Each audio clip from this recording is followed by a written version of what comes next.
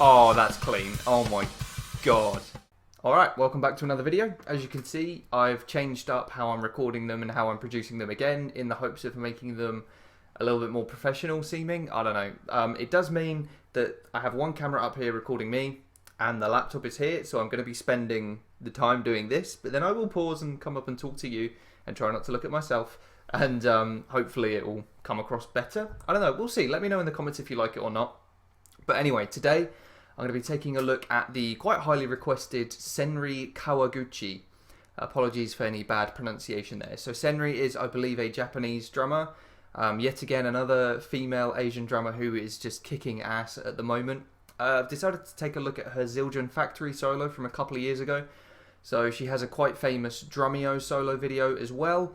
But I don't know, it feels like Drumeo is more of a community thing, and reacting to or stealing their content feels a bit more wrong than stealing a big corporation like Zildjian, I guess. I don't know, maybe some of you will understand my reasoning there. But anyway, yeah, Senri's known as one of the forefront drummers in that group of, as I say, like really kick-ass female Asian drummers.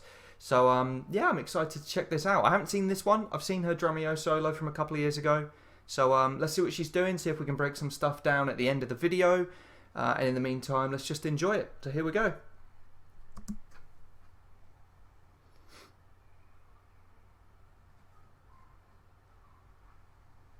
Beautiful kit.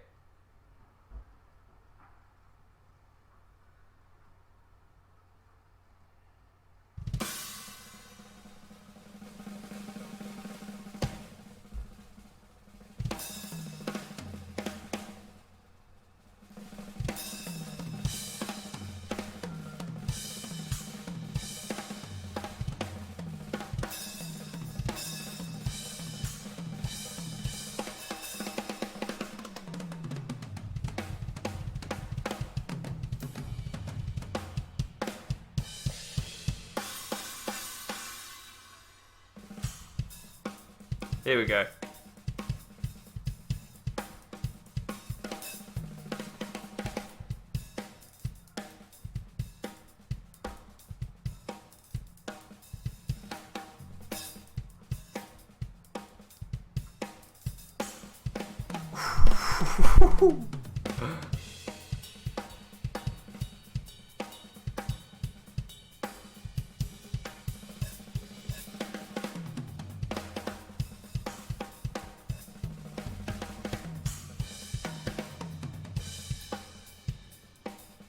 Trying to work out the time signature. It's crazy.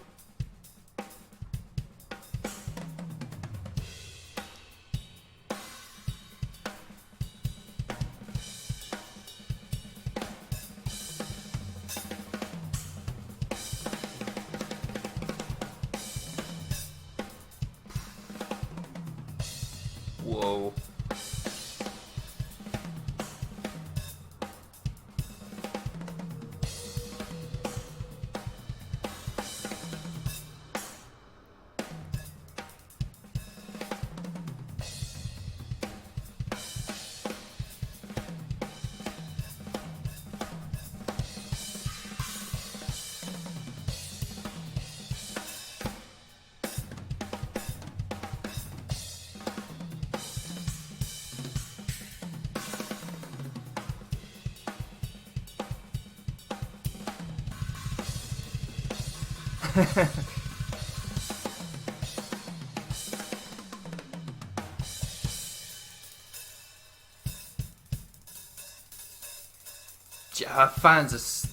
Her hands are so fast.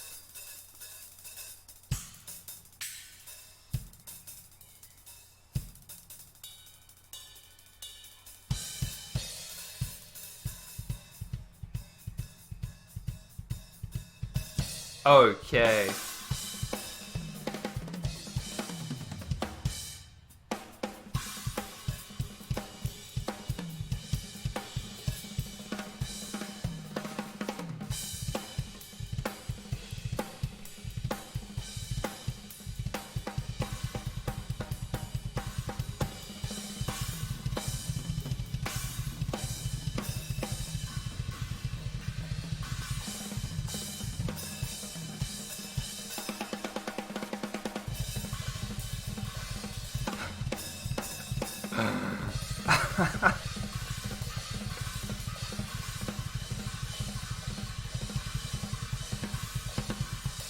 Oh, that's clean. Oh my god.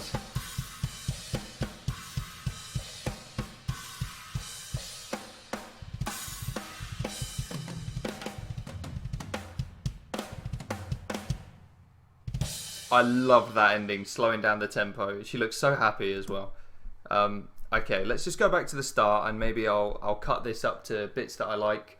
In particular, I'm just going to highlight some of my favourite parts and try and break down kind of what she's doing. But that's an amazing solo. It's really musical. Basically, nothing repeats as well, which is always a sign of a good solo. And I really like, let's just watch the start of it together again. So I like how it starts off in the traditional sense of drum solos. Generally, they have this really slow build, like in terms of dynamics. So she's still going at super speed. When I say slow, I don't mean in terms of pace or at tempo. I mean in terms of the dynamics. So she starts really low and she builds up on the snare and then throws in a quick double kick and an open hi-hat to kind of build up the dynamics even more. Playing around with the toms.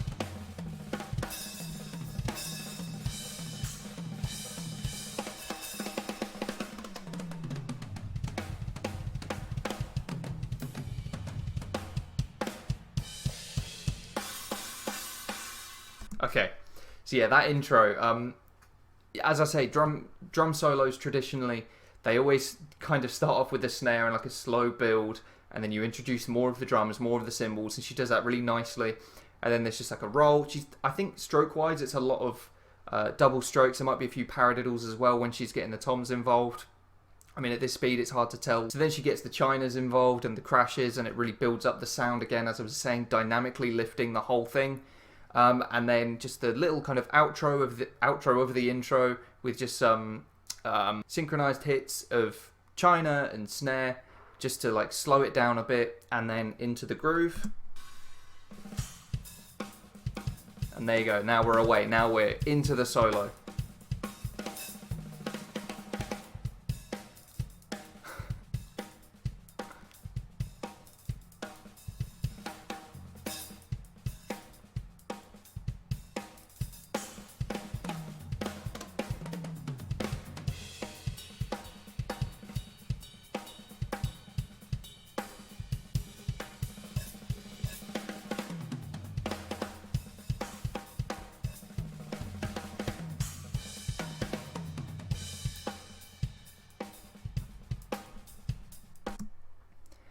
So the whole thing's really like beautifully orchestrated in the way that she throws in different sounds to keep it kind of interesting. And even if you were a non-drummer, you can enjoy this type of solo just because there's something new in it, like the splash that just adds a splash of sound that, you know, just really lifts the piece. It really stands out in the performance.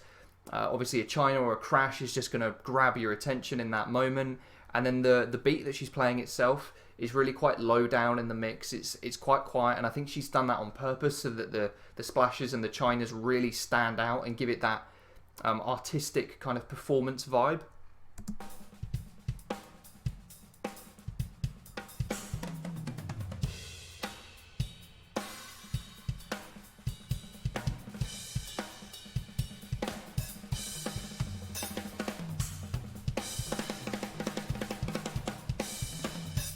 She also does a similar thing to many drummers, to be fair, but someone that I always kind of attribute the constant, you know, opening and closing of the hi-hat with your left foot, constantly jigging that left leg, is Mike Johnston. And it's the idea of playing in like the pocket or just whatever. I'm not really a big fan of that expression, but just constantly having something going. So there's no dead sound. There's never a moment where, unless she wants it to happen, there's never nothing going on. There's always something to keep it going. And it's also just a really kind of neat trick in keeping yourself in time and keeping yourself in the right tempo, because it adds to the solo because it's musical, and it also helps that you've got a body metronome keeping you going.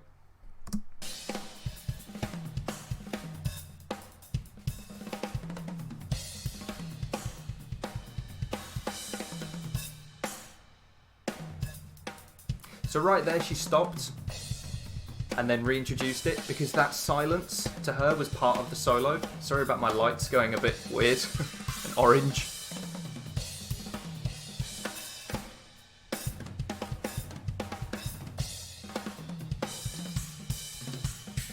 that again, that little section there was about 10 seconds or so there where she did the same thing. So with drums and with music in general, it's not always just what you play, it's sometimes what you don't play. So she's specifically and purposefully stopping the constant hi-hat movement to have a bit of silence, which in itself is part of the performance. So we'll just watch that back. So you can see it's constantly going.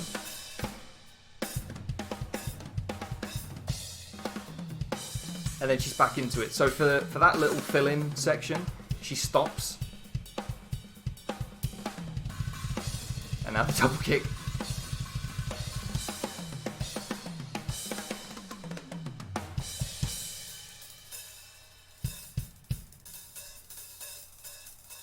Oh, so fast and so clean. I think she's doing 6-stroke rolls or maybe 5 strokes.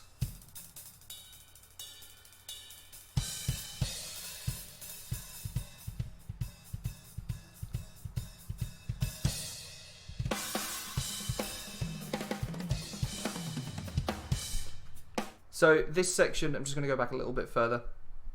Not too long ago, Drumeo released some videos with Russ Miller talking about his methods of getting faster hands and faster feet around the kit. So in the Drumeo video, Russ talks about this being an effective version or addition or whatever, or the basics, I guess, of the Muller technique. So lifting up your elbows so that you can bring your whole arm back down for the first stroke of the cycle. And then, you know, you have this up-down motion, which you can see I'm doing it here. My playing, personally, I don't actually do that. I'm far too reliant on my wrists and fingers, but I can see why it's beneficial to, you know, get your shoulder and your elbow movement involved. If you want to do that technique, you don't have to do it. I think some people commented under that Russ video that he was very much, this is the way you do things. But he knows his stuff, and if you want to learn from him, I mean, there's probably no one better to learn from than Russ. But Senri is probably one of the only drummers I've seen really doing it in that style as well. I've never noticed it before, but it's not something I'd really looked out for until I saw that video on Drumeo. So maybe from this point on, I'll notice it a bit more. But let's just see if there's any more things I want to point out in the closing sections of the solo.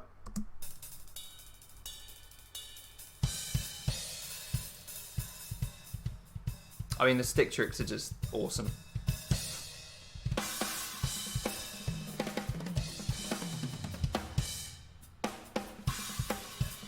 How's that guy in the background not stop to watch? Like, come on, man.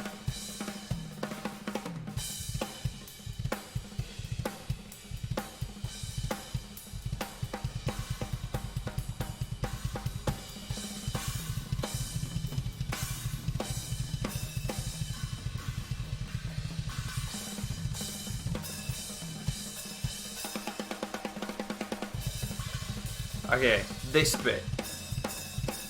Nope. This bit, okay.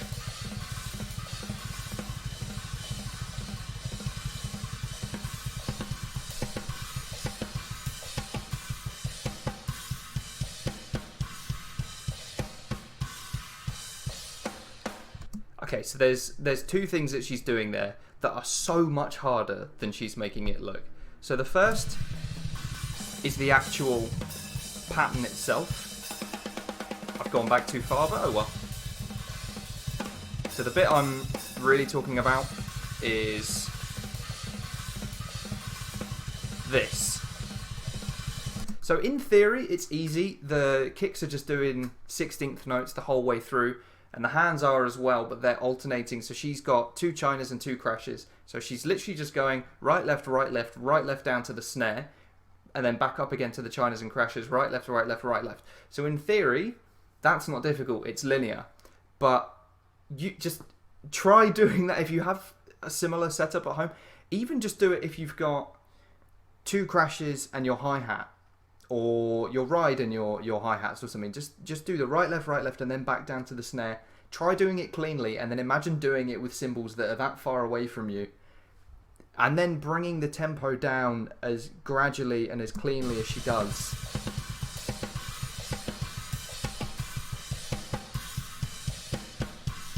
Doesn't miss a beat.